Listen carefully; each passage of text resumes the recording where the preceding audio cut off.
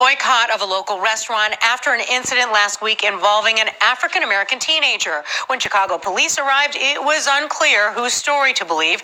CPD does report the restaurant manager alleges the student clenched his fist and made a threat. In that same report, the manager admits throwing a chair.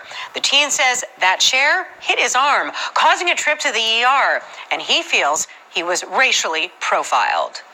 High school student John Kyle Johnson is on Wabash a lot, going to and from school and the library.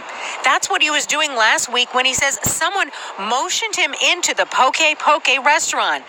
But then he says the manager of the restaurant confronted him. As I'm just staring to him, I'm just listening to him yell at me. He picks up a chair and he just swings it at me.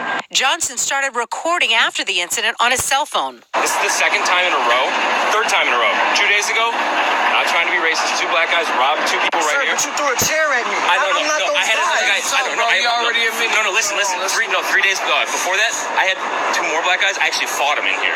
8 p.m. at night, they tried threatening one of my employees, and I had to fight them. When you guys came in here, I just get really defensive, because I have the all the time. These security guards over here don't threw a chair at me. I know. Let's talk over here. No, man, I am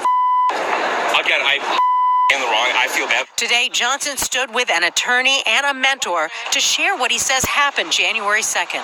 I was shocked to see somebody like that angry, just like that much hatred in his eyes. Just as a human being, man. As a human being, I shouldn't have done man. It was wrong, but I'm not gonna lie, man. Yo, I'll look in here. I had to fight 3 people at my restaurant the other day, so I thought I had to fight some more people. I freaked out. Given the state of our country right now, especially our city right now, this is something that needs to be tackled head on. And I think we want to see some changes come out of it. I don't want this to happen to nobody else. This should happen to nobody else. This shouldn't happen to anyone.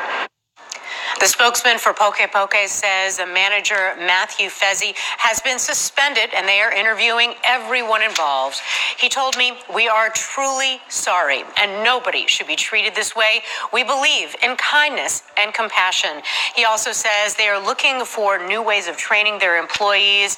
And as for that calls for a boycott, the folks who are calling for the boycott say they will call for that boycott until Fezzi is fired. We tried to reach Mr. Fezzi, but were unsuccessful. And